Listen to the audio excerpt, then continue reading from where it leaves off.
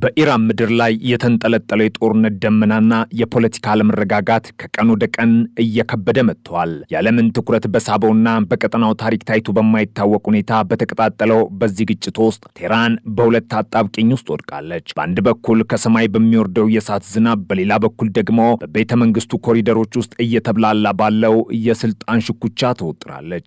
መጋቢት 4 ቀን 2026 ዓ.ም በኢራን ታሪክ ውስጥ ወሳኝ ምዕራፍ ተብሎ ሊመዘገብ የሚችልበትን ኩነት አስተናግዷል። የአገሪቱ የበላይ ጠባቂ የነበሩት አያቶላህ አሊ ሐሚኒን እልፈት ተከትሎ የባለሙያዎች ምክር ቤት በዝግ በተደረገ ስብሰባ ቀጣዩን የኢራን መሪ መርጧል። እንደ ኢራን ኢንተርናሽናል ዘገባ ከሆነ ምክር ቤቱ የአሊ ሐሚኒን ልጅ የሆነውን ሙጅታባ ሐሚኒን ቀጣዩ የኢራን የበላይ ጠባቂ አድርጎ ሰይሞታል። ይህ የስልጣን ሽግግር ግን ሰላማዊና የተለመደውን የፖለቲካ መስመር የተከተለ አልነበረም። ምርጫ የተካሄደው በኢራን እስላማዊ አብዮት ጠባቂዎች ከፍተኛ ጫናና ማስገደድ ውስጥ እንደሆነ አዋቂ ምንጮች ጠቁመዋል። ይህ ያልተለመደ ክስተት በኢራን ፖለቲካ ውስጥ ወታደራዊ ክንፍ ያለውን የበላይነት በግልጽ ያሳየና ወደፊትም ሀገሪቱ ሙሉ በሙሉ በወታደራዊ ኃይል ቁጥጥር ስር ልትወድቅ እንደምትችል የሚያመላክት ሆኗል።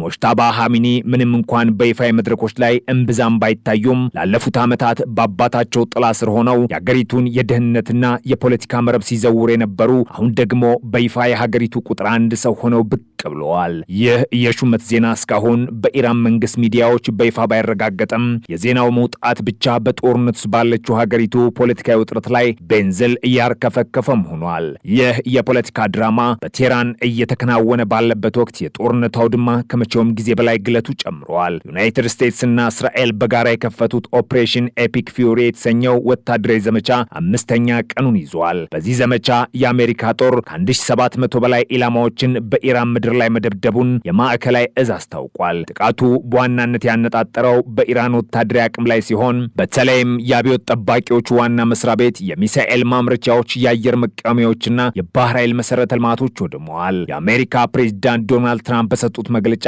የኢራን አየር ኃይልና ባህር ኃይል ከጥቅም ውጭ ሆነዋል። እንደ አሜሪካ ጦር መረጃ 17 የኢራን የጦር መርከቦች በዚሁ ዘመቻ ሙሉ በሙሉ ወድመዋል። የአሜሪካ ጦር በዚህ ዘመቻ ለየት ያለ ስልት የተጠቀመ ሲሆን ዘመናዎቹን ቢ52፣ ቢ1 እና ቢ2 ቦምብ ጣይ አውሮፕላኖችን በማሰማራት በኢራን ምድር ላይ ከፍተኛ ውድመት አድርሷል። የኢራን እስላማዊ አብዮት ጠባቂዎች ዋና መምሪያ ህንፃ፣ የትዕዛዝና ቁጥጥር ማዕከላት እንዲሁም የመገናኛ አውታሮች የዚህ ጥቃት ሰለባ ሆነዋል። ይህ ዘመቻ እንደ አውሮፓውያኑ አቆጣጠር በ2003 በአሜሪካ ጦር በኢራቅ ላይ ከተፈጸመው ሾክ ኤንድ ኦ ዘመቻ ጋር ሲነጻጸር በመጀመሪያዎቹ 24 ሰዓት ውስጥ ብቻ የተመዘገበው ጥቃት መጠን በጥፍ እንደሚበልጥ ተገልጿል።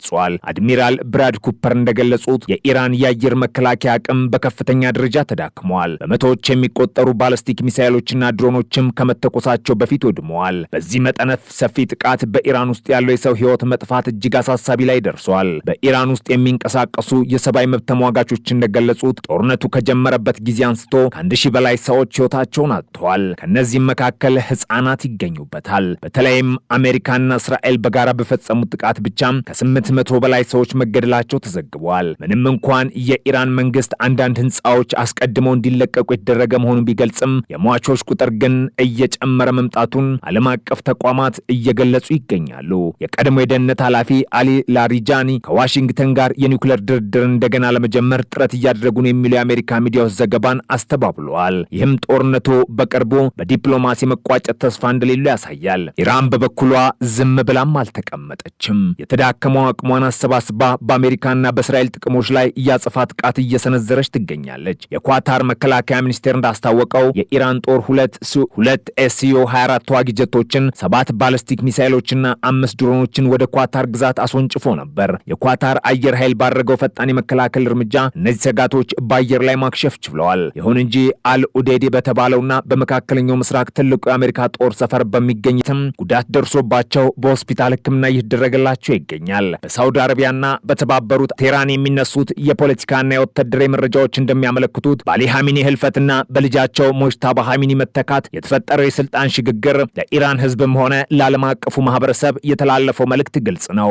ኢራን ከሃይማኖታዊ መሪነት ወደ ወታደራዊ አምባገነንነት እየተሸጋገረች ነው። ሙጅታባ ሐሚኒ በኢራን ፖለቲካ ውስጥ የጥላ ስር መሪ ተብለው ሲጠሩ የቆዩ ሲሆን አሁን ድምፅን በድምፅ የመሻር መብቱን እንደሚጠቀም አስጠንቅቋል። በሌላ በኩል ቤጂንግ ከኢራን የምታገኘው የነዳጅ አቅርቦት እንዳይቋረጥባት ከፍተኛ ስጋት አላት። የሆርሙዝ ባህር ሰርጥ መዘጋት ለቻይና ኢኮኖሚ የሞት ሽረት ጉዳይ በመሆኑ የቻይና ዲፕሎማቶች ጦርነቱ በአስቸኳይ እንዲቆምና የተኩስ አቁም ስምምነት እንዲደረግ በጎንዮሽ ክፍፍል አሜሪካ በውጭ ጠላቶቿ ፊት ያላትን አንድነት